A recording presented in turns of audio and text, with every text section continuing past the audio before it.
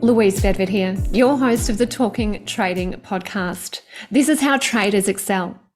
You're about to listen to an interview where Isabelle Prestia interviewed me for her Start Somewhere podcast. Yes, it's a business podcast, but we touched on specific areas about money mindset. Isabelle is such an astute interviewer. I opened up in a way that I haven't before about so many topics. I know that initially this was geared towards the female market, but just remember that you have daughters, sisters, mothers, and aunts who can benefit from this information. Plus, as we know, money mindset is not gender specific. So you need to listen to every single word. You'll hear about my travel to Vietnam and what I learned there, as well as some advice that I had for a lass who was thinking about starting a family, but in 10 years' time. Lean into this episode because you are going to want to implement my specific suggestions about how you can upgrade your money mindset. Louise Bedford is a best-selling author and trading mentor. And in today's show, Louise and I are going to be sharing a conversation all on money mindset. Louise, welcome to Start Somewhere. Oh, it's an absolute pleasure to be here. So since on the show on Start Somewhere, we chat all things self-development. So when we were chatting as well, chatting just before we started recording, I really want to direct this conversation through the lens of the importance of a money mindset. I know your background is mentoring in trading, and I think I know so many of the women listening are so into, becoming this independent figure and creating this wealth for themselves. And I speak so much on money mindset and being this wealthy woman, especially in a lot of my programs. So I feel this is like a really juicy kind of perspective to share on the podcast today. But before we start, Louise, I do have a couple of rapid fire questions I want to start the show with. Perfect. Let's do it. Amazing. So number one, so considering your style of work, so what is a money mindset you have shifted that has created the most positive shifts in your life? Oh, that's a very good question. I think moving from scarcity to abundance, where there never seemed to be enough when I was growing up, but then really there is enough, and realizing that there's always more where that came from, that is probably the biggest change for me. I love that. I want to unpack that, but I'll have another rapid fire question and we'll circle back around. So the second one is, what are some money habits that you used to have that you no longer have anymore? Oh gosh, there are so many that actually spring to mind here. I used to hide money in pockets so that when I'd put my hand into a pocket and I'd find money, I'd get a little kick. I don't do that anymore. So I do think we have to think about where our dopamine rushes are coming from. But maybe I should continue doing that one, Isabelle. I think that does actually sound like a fun one. That sounds like a really quirky thing that I would do. And I kind of want to do that. So was your mentality behind doing that as, giving yourself a little gift every time? And just giving myself the idea that there's more where that came from as well, tying back into the first question. Probably the thing I do now, though, that I didn't realize the importance of, is that I always have a lot of cash on me. So in my purse, I'll have purposeful $100 bills, because when I look inside my purse, it makes me feel happy to know that if at any time I need to pull out some cash, I can. And I know we all have credit cards, but there's something special about seeing the actual money there that can trigger off that, hey, everything is fine, I am safe feeling. Oh, I love everything you just shared. And I really want to come back to the whole scarcity versus abundance mindset. And I agree. It's something about seeing even a $50 bill. It just, I don't know about you, but you feel like it's more wealthy opposed to seeing $50 in a bank account, for example.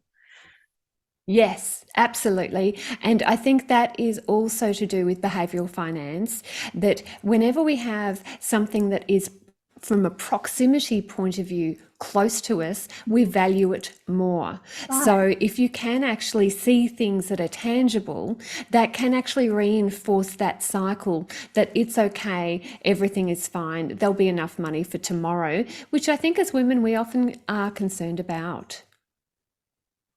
I love that. I feel so many of the women listening, myself included, it's this, I speak a lot about, well, as well, the whole scarcity versus abundance mindset. So I kind of want to go back and unpack this, especially like for my, for my selfish reasons as well. What have been, a couple key shifts that have helped you transition from that scarcity to abundant mindset?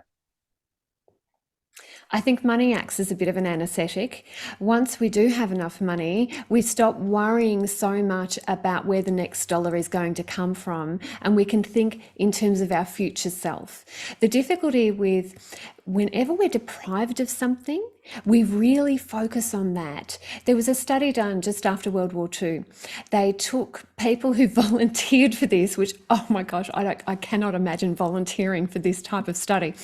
They looked at, it was all men at that stage, men, and they took them through a calorie deprivation for 18 months to try and work out how that scarcity can play on our mind and what we can do to perhaps play with our own brain to work out how do we overcome scarcity. And also they wanted to study prisoner of war recovery methods. So they restricted these people's calories. They were allowed to still walk around the town, and they were allowed to get coffee, but it was only black coffee because, of course, milk has some untold calories in it. And eventually, after just 3 weeks, those men fixated on food so much. They were dreaming about it. They were talking about it. Even when they showed them movies about things that were exotic locations, they didn't want to watch the movie because it interfered with them talking about food. They became so fixated on the thing that they couldn't have. And personally, I think that's what happens with money as well. Yeah. And like, I feel like this is an interesting question. I'm not too sure if there's even an answer to this, but when it comes to creating this wealth, this abundance for us, what is deemed as quote unquote enough? Or what is, the appropriate number we should have in our bank account as, 25-year-old, then 26, then 27, then 30, then like 40, like, obviously it varies so much depending on the individual, their income, their expenditure, that kind of thing. But I feel, I can just think for the women listening now, and they're thinking like, oh, what is enough? And like we always want more, right? Like, and then as I feel as women, we're told that it's almost bad to want more and we shouldn't want more. And I just feel like, and I really like to challenge that whole like paradigm in a lot of my work and my coaching and my podcasting, because I just think it's so fine to want more and to affirm that and to be bold in that. But I know when it comes to money, like I'm not perfect. Like I still experience that as well. So yeah, like I'd love to just hear your insight on that. Yeah, that is a great question. When I was in Vietnam, I had some lovely time there with the Hmong tribe, and they are the natives of Vietnam, and they are actually looked down upon from the other Vietnamese, which is just astounding, isn't it? That within their own country there is such levels of racism. And I remember walking through with the lady that I became such good friends with. Her name was Me, M-I, Me, and we met this lady who was a grandmother. She was the grandmother matriarch of the entire group of Me's family and also her village. Now, I was watching this grandmother. She was sitting down. The males and females of the group, all different ages, were catching like little bits of wood for kindling, and they were chopping down trees, and they was piling it up in a big pile in the middle of the village. And finally, this grandmother said, whatever it is in Vietnamese, I can't remember what the word was, but the word was enough, right? Everybody stopped. They went and thanked grandmother, and then they went back to their business. And I said to my friend Me, I said, look, what's the deal here? And she said, well, the grandmother has seen so many winters that she knows when there is enough wood collected for the entire village. She's made that assessment, and she said enough is enough. And what you're saying actually reminded me of that story, because so often we don't realize when we have enough, and we actually push ourselves beyond the point of burnout to keep on achieving and keep on stockpiling, and that can be unhealthy too. So even though I've written 5 books on the stock market, and even though I'm a big one for talking about money and accumulating wealth, I think we also have to value other aspects of our life as well, and realize that sometimes the risk of continuing to chase the dollar is just not worth it, because we can actually have things like health effects and emotional effects, things that happen with our relationship that are really to the point of our detriment, where it's almost a self-sabotage if we continue to force ourselves to only honor the dollar as being our main currency of life. Especially as women, we have so many roles to play. Our currency is not just our appearance, it's not just how much money we can earn, it's how kind and compassionate we can be. What community service are we doing to spread that goodness inside us to people perhaps that don't have quite as much? It's how can we make an impact on the future generations, and what legacy can we leave people? What is our sphere of influence? So all of those are effective, I guess, currency that we can consider ourselves to grow into in terms of identity. So I do think, even though it is important from a financial sense, yes, we do need enough to support ourselves in our old age, for sure. We need enough to give to our children and to the people that we love, to look after our parents, to look after people that haven't had the skills and abilities that we have been gifted with. But we also, Isabelle, I think we have to remember that sometimes just the pursuit of the almighty dollar can be to our detriment. I love that whole story. I love how that came from your experience in Vietnam. I've actually been to Vietnam as well quite a few years ago, and it's such a beautiful country. It truly is. And that happened in Sapa, which is up in the hills. And it is quite amazing the difference between the cities and the hills with people's attitudes. So I learned so much from that lady, Me. I stayed in touch with her for quite a few years. She was incredible, 17 years old, supporting her family. She wasn't a girl. You notice I said lady, because at 17, she was totally fully formed in who she was. She knew exactly what she wanted out of life, and she was going and getting out there and getting it, which I just loved. Yeah, I'm glad you liked Vietnam. Yeah, like, and that's a huge thing of what I love about travel, kind of getting off topic here, but when you can just meet other people like your experience with me, and you learn so much, maybe not them teaching you indirectly, but that just those other things you can learn, like, that's my favorite. I adore it so much. So Yeah, I me want too, me to, too. And that is why money's good too. We need money to be able to have those experiences. exactly. And I feel like I'm not sure if I'm going to be able to like articulate this question properly, but I resonate 1000% with everything you just shared. It's really interesting you shared that also, because a big, mission and focus of my year last year was abundance, and really focusing on feeling so, financially, or just feeling so stable in every area of my life. And that's what my whole mission was. And it was really interesting because I got to the end of the last year, and I actually spoke about this on a recent podcast. The listeners tuning in, they may remember me saying this. And, I found stability in every area of my life but my finances. And, it was my emotional stability, my mental stability, my physical, my health, like my, who I am as a person. Like, I'm so sure of myself. I'm so rock solid. I'm so, proud of the healthy habits and all these kind of things. But, starting out as a business, I'm still very much in my first year of business, and, it's that rocky kind of thing. And, I've learned to make peace with it. But at the same time, I was like, I was saying I want stability, but I haven't got there yet. But then it wasn't until I really reflected back and I realized how far I've come, who I am as a person, who I've evolved into.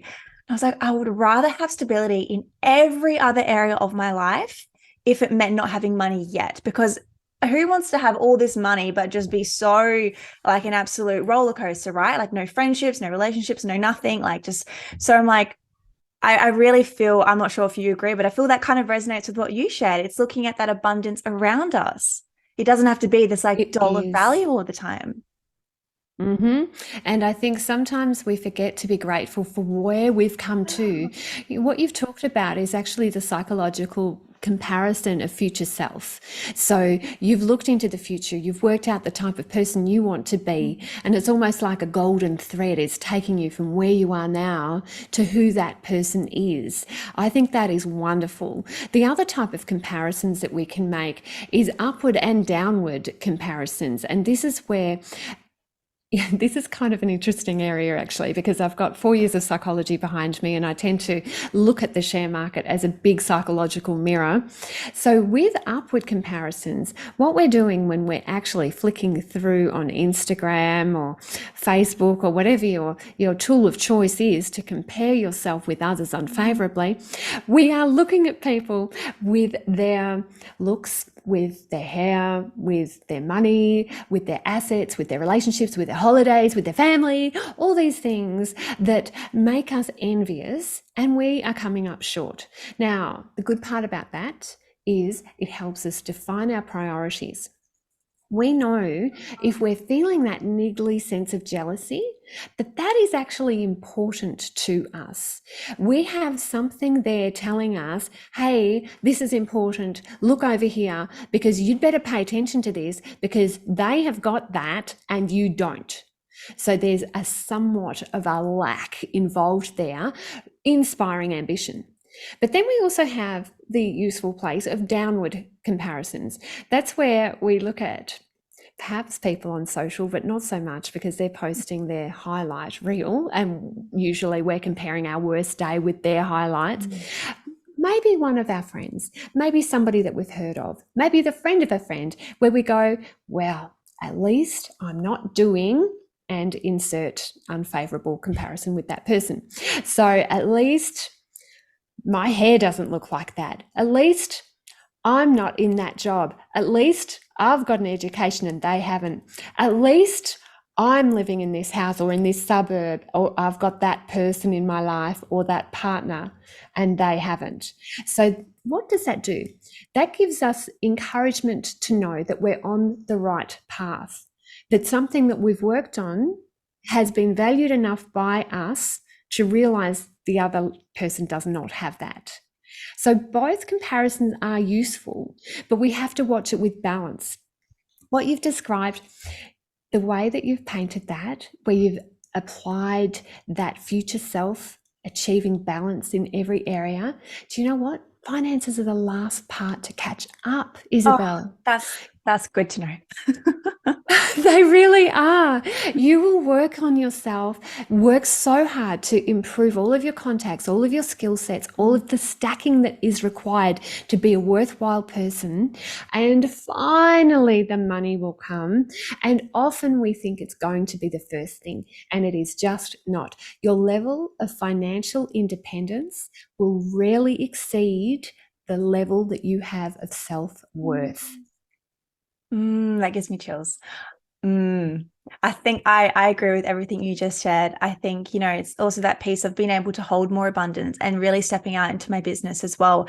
The amount of money mindset work I did, which I didn't even know existed when I was in the 9-to-5 world. Like I had no idea this was even a thing. And yeah, like it's been such a fun thing for me to learn about. I love it. And this is a really perfect transition.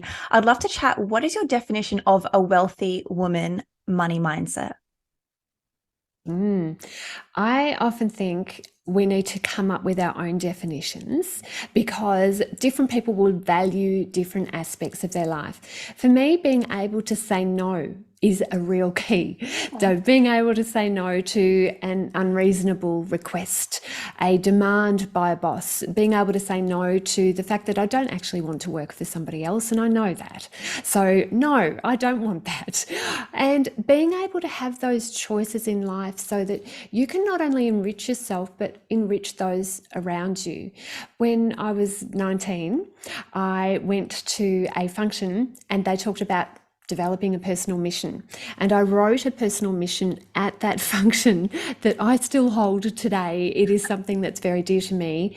One of those aspects in that mission was to inspire others by leading by example. Now, that to me is an aspect of developing wealth, not necessarily just financial wealth, but we're talking about wealth that is skill set oriented, that is mindset oriented, that is significant enough so that you can share it with others and help them make changes in their life.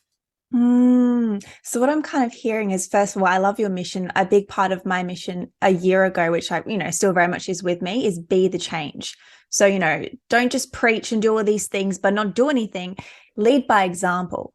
So that sounds kind of similar to yourself. But what I'm kind of hearing is it's kind of like this holistic approach to money, to abundance, to wealth. And I think for the women listening, it's, I speak all about, self-investment, whether that is just enriching our minds with a new book, a podcast, a conversation, learning something new. It's like that is all part of the piece of this abundance. Is that kind of, am I on the right track? Absolutely. I'm loving the way you put that. The whole thing is a massive jigsaw puzzle, and every so often the picture that you're trying to build changes and you have to adjust, you have to make those Oh, adjustments on the fly. It is interesting as well that you're so young and you've already worked out so many aspects, and I love that. And the thing that I think I'm really hearing from you is that you've put in the effort and you've put in the work to discover this amazing arena of abundance. And that is a real key. So many people just sit there on a couch, watch Netflix, and they don't really probe and question and use that introspection to be able to bring the most out of themselves. Actually, I've got a bit of fascinating research and I'd love your thoughts on of this. course. There's a concept called introception. Now, some people say it interoception, depends on how you pronounce. Now, what it is, it's being aware of your own body and the things that are going on inside your skin. So, my area is stock market and trading. Now, good traders have a very heightened level of interoception. What they are aware of is their heart rate changing, their stomach turning over and making gurgles. It is interesting to see that level of body awareness translates to objectivity. So they are aware of themselves, they push back a little bit from that, and then they make objective decisions. Now, I want you, Isabelle, I hope you don't mind me turning your podcast into a counseling session for you, but I want you to be aware of what your body is telling you, Isabelle, because you are going in the right direction. You are totally pursuing an area that is not only a passion for you, but it's also going to lead you into something that can be fulfilling long term. So when you're learning about topics, listen to your body, listen to what it is saying, because if you hone that skill, not only will it help you beat stress, get a better sleep, be more aware of what your true intent is, but it's also more likely to lead you in the direction that you need to be going. And it's tuning that ability to be aware. That's what yoga does. That's what meditation does. That's what healthy eating does. It's that holistic approach of being aware of what your signals are and trusting yourself that you're going in the right direction. And I guess that's one of the key messages that I'd like to relay in this chat is this is a message of hope. The majority of the time, you have everything it takes to excel. You just have to surround yourself with good people, be prepared to do the work, and be prepared to listen to the role of a mentor in your life. Or perhaps this podcast could even be your mentor. Get the information in and then act on it. Oh my gosh, that was so powerful. Thank you, Louise, for sharing all of that. I want to chat as well on the topic of money scripts. I know this was a conversation we're having as well prior to recording, and I'd love to just hear your insight on this. Money scripts are so important. So what a money script is, it's an intergenerational script that is passed down from your grandparents to your parents to you, That and sounds probably to your children. It's interesting, isn't it, how even though we're not even aware of the things that we are taught, we pick up so much in that early childhood. Now, they've done a lot of research on this. I'll give you perhaps an example. With my own background, I remember my grandmother saving plastic bags because plastic bags, they're so rare and so useful, and we have to wash them out and continue reusing them. My mum did the same, and then I find myself doing the same thing too. Those really good Ziploc bags, oh my gosh, we can buy Ziploc bags now. They're not expensive, but it's almost like that concept has been passed down, and I am still using my behavior to represent that script. Now, clearly, your script probably won't be plastic bags, but it could be scarcity. It could be it's okay to spend when you're upset. It could be I have to hide purchases from my husband because my husband could be judgmental. It could be I have to give everything to my children and deprive myself because otherwise that isn't love. That's not love. If you indulge in yourself, my gosh, your children will think that they're not cared for. So some of those scripts can be so insidiously private that we're not even aware that we have them. And the thing that I feel everybody needs to do, myself included, is make those scripts explicit. Spell them out. I write about them. I say, what do I think about money? Money is, my best lessons about money came from. My family thinks money is. My mother says money is. My father says money does. And really, if you can, make those money scripts really clear. I'll give you perhaps a little story, Isabelle, and I don't know if you can relate to this because I don't know enough about your background, but I'm very willing to listen.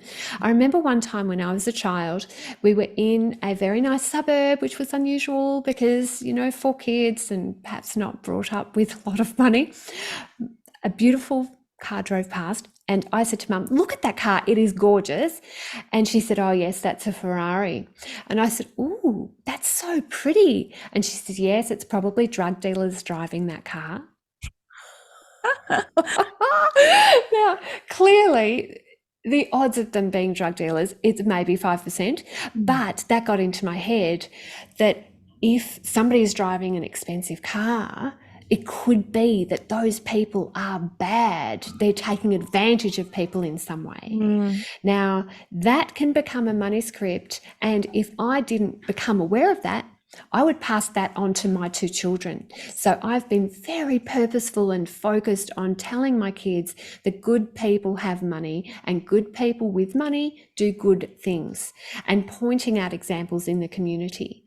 What are your thoughts, Isabelle? I'd love to hear your views on money scripts. Yeah, I think it's really interesting. I've done something similar when I did a lot of money work, working through like my subconscious blocks. And yeah, I got clear on what both my parents' money beliefs were, complete opposite.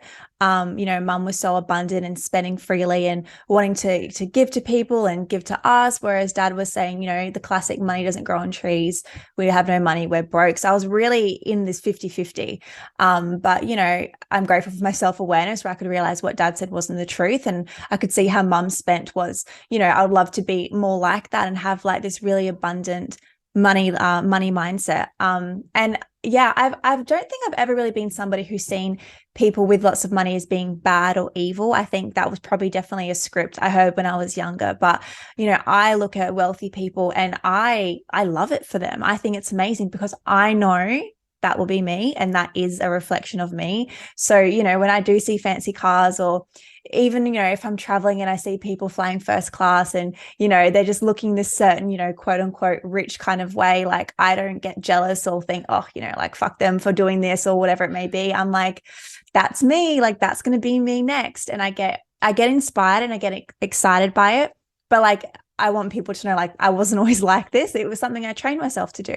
And now I hear people talk about, even in business, and people have incredible wins and making all this money. I'm like, I fucking love to hear that. Like, I love that so much because there's just it's just a complete waste of time, my time anyway, being jealous and resentful and being like, oh, they got more money than me, like blah, blah, blah.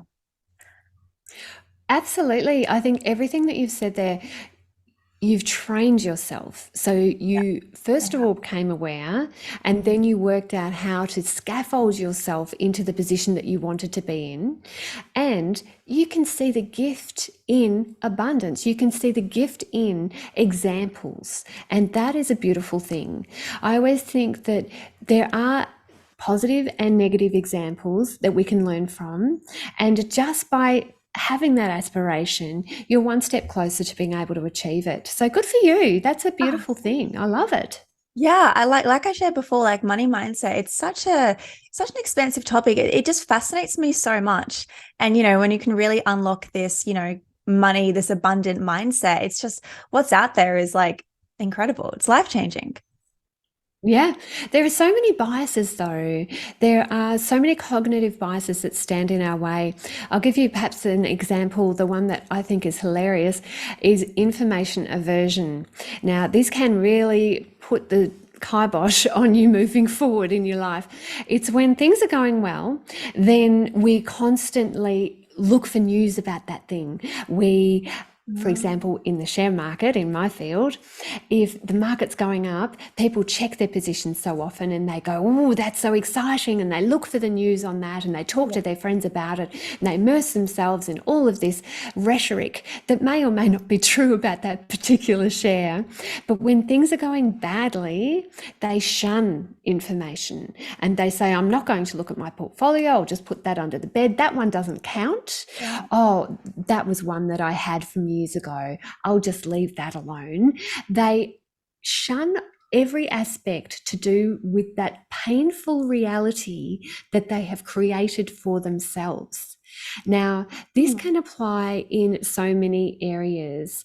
I find it happens in people's career, where if somebody's gone well in that position or that job, or perhaps your aspirational job or your firm, you go, well, it's okay for them. If you've ever said to yourself, well, it's okay for them, that is a form of information aversion. And we have to guard against that. This Carol Dweck concept of having a growth mindset is so important. If we have a fixed mindset, we say, it's okay for them, I'll never be able to do it. My IQ is at the maximum. I'll never learn more. Who I am is who I am. If you've ever heard anybody say that, that is a problem.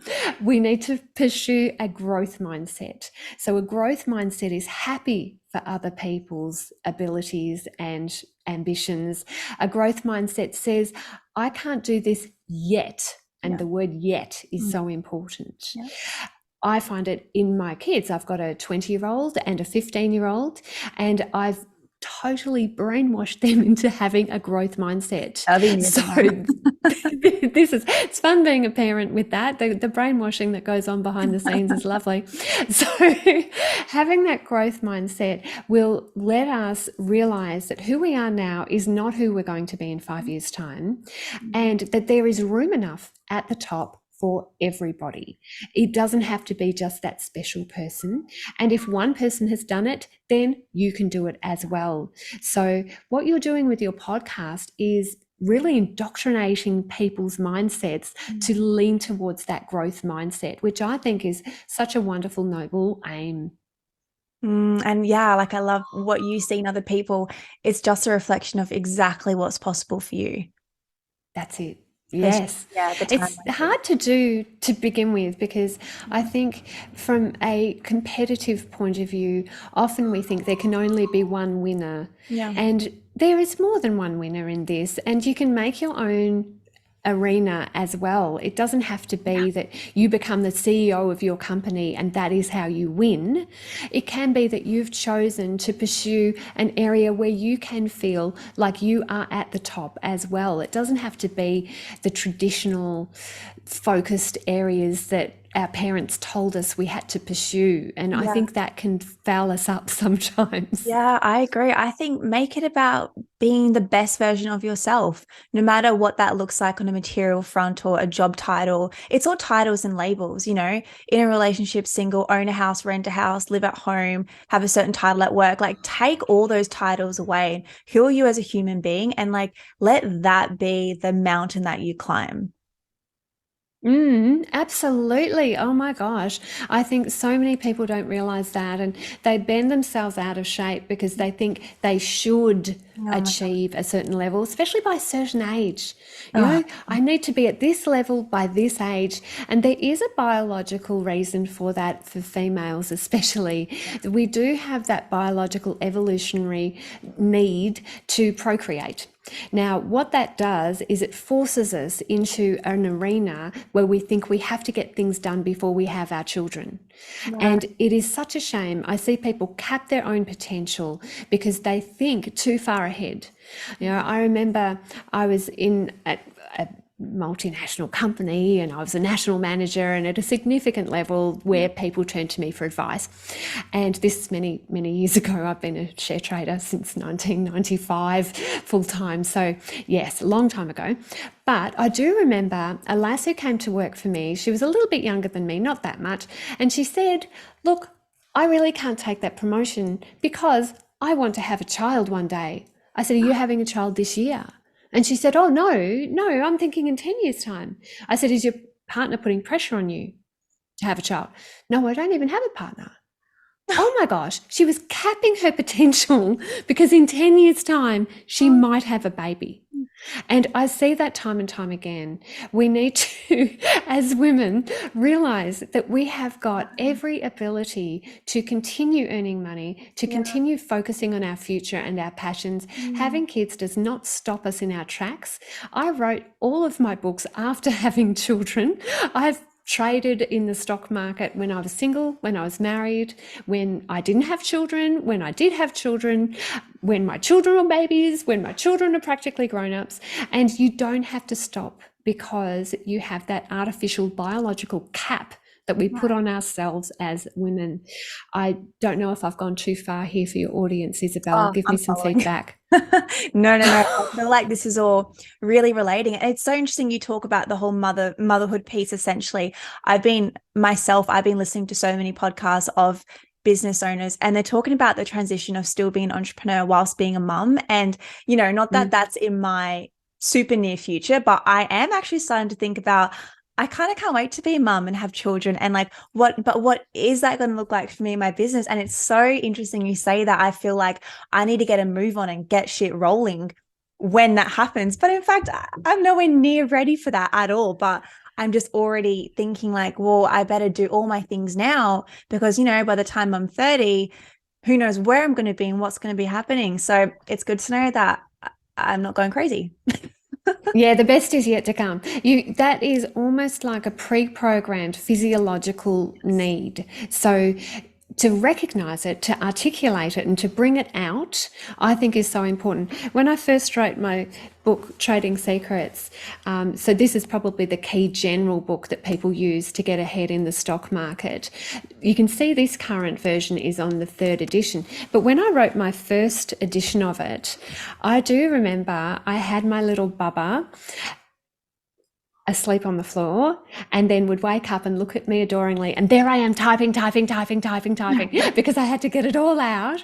And it was so nice to see with the 2nd edition, my little kid had grown up a little bit and was running around, and with the 3rd edition, time ticks on. So I kind of think of this as my little maturing baby throughout the years, watching my own child, my eldest, grow up as I wrote versions of this book. And of course, as my other books came along, my other child came along as well. And how lovely. And I do think as well, I'm just not going to leave this topic alone just for a minute, okay? We have found that when we actually look at the research, the females that are striving, that have their own goals, maybe they have their own career, but maybe if it's a stay-at-home mother situation, maybe they have made that their own role. These are the women that are inspiring the next generation to not only be more effective in their own relationships and have a lower divorce rate, but also those children of those women who are striving are ones who help out more around the house. And we know that having that combined relationship where both partners in a relationship are helping with household chores leads to a lower divorce rate. The stats are very clear on this. If you're a mother, strive, have some things of your own, have a separate area just for you, away from the family, away from the kids, that you can pursue, and you are actually doing exactly the right thing by your children and by your family. It's that piece of, in a relationship, let your passion, your purpose, even your career and yourself, like I believe anyway, put all those things first. I do too. I think there's a lot to be said for valuing ourselves highly enough, and then every other aspect of our life will fit in around it. I am extremely lucky, blessed, happy that my 20-year-old self found the right partner. And I know not everybody has had that situation, but you can train your partner to some extent if they're lacking in some area. It's been a lovely 30 years or so for me where I've trained my partner into exactly the person who I want that person to be. You don't just have to accept that these are the roles in the family. It's a wonderful thing to be able to dovetail into somebody's life and to realize that the changes don't have to stop, that you can grow together and you can influence your partner to become even better. I love that you shared that. It's, it's the whole piece of you teach people how to treat you. So, of course, it's going to work the same in a relationship. You're training each other. You're telling each other what you like, what your needs are, and you're telling them, hey, this makes me happy. So do more of this. Yeah, and what's acceptable, because we tolerate things and then we get more of that thing. So if you're always the one Yeah. picking up the socks, if you're always the one loading the dishwasher and cleaning it out and doing all of the household chores without tackling that at a base level, then you are going to get more of the same. You can't expect somebody to come in and rescue you. That's called the Cinderella syndrome. Fantastic book by the same name. That will not be happening. We are really treading new ground here, because we are really the first females to be able to have that self-sufficiency, and that can feel in our very core a lack of safety involved there. If we were in the caves and we had our own ideas and it went against the tribe, not only would we be kicked out of the cave, but our children would be kicked out of the cave and we would have perished. So what has that done? Over the generations, it has honed females to think that they have to stay safe. They have to work within the confines of society or death.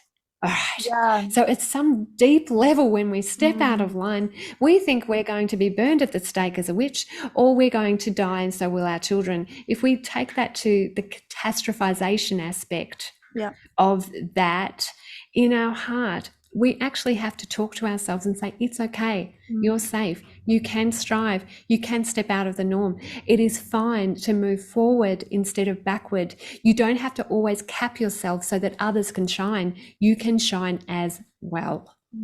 I love how we ended up here. It's like, I think it just really shows how money is, yet again, I'm going to use the word holistic. It's such, it appeals to so many different areas of our life. But I would love to end the episode, Louise, just with a few actionable steps for the listeners, because I feel, especially if we are listening to content like this and maybe we haven't learned or done much of money mindset work, it can feel so overwhelming. Like, I know when I first started, you're like, oh my gosh, what do I do? Where do I start?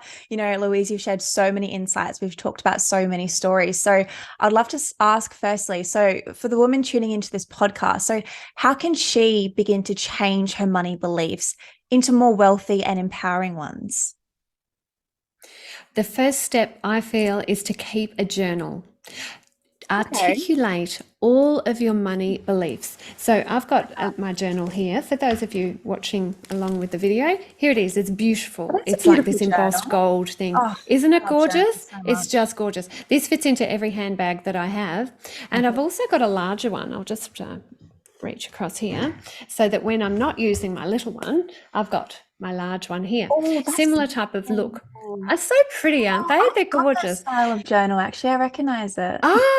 Yeah. I just adore it because this is an object of beauty. It's like a piece of jewelry. If you're listening and not watching, this is like a piece of jewelry. The colors are so vibrant and it is so exotic. And whenever I touch the paper is such good quality. It just turns over so perfectly and the ink never runs through. So it is literally a piece of art that I'm holding. Get yourself a piece of art journal that you can write in. Write down your money scripts. Write down every time you feel prickly, that feeling of shrinking when you really do need to expand, and question from an introspective point of view, what is making you shrink? What is the external influence that is making you smaller so that you're safer and you're protecting your internal organs, like you're rolling up into a little ball in case somebody hits you? What is creating that response in you? And if you can fully define that, you are one step ahead, because then you'll be able to mitigate that threat and you'll be able to expand, because confidence expands us. And that's where we need to be to excel. I love that. I always say, I'm not sure if you would agree, like awareness is, I believe, like 90 to 95% done. Like once we're aware of what the problem is, we just got to take the step. But if we're blind and we have no idea what the problem is, but we know we want more, we just feel like we're walking into a wall in the dark, basically. I absolutely agree. And if you'd like to continue this journey with me and you'd like to investigate the stock market, come to my website, tradinggame.com.au, because you'll be able to download a free trading plan template, and that trading plan template will be your guide as to how to make money out of the stock market. And I know you're listening to a podcast, so that is fantastic. My podcast is talkingtrading.com.au. So those websites again for the trading plan template, tradinggame.com.au, and my podcast, talkingtrading.com.au. I'm here to help. I do actually want to see you succeed, and I want to hear your story.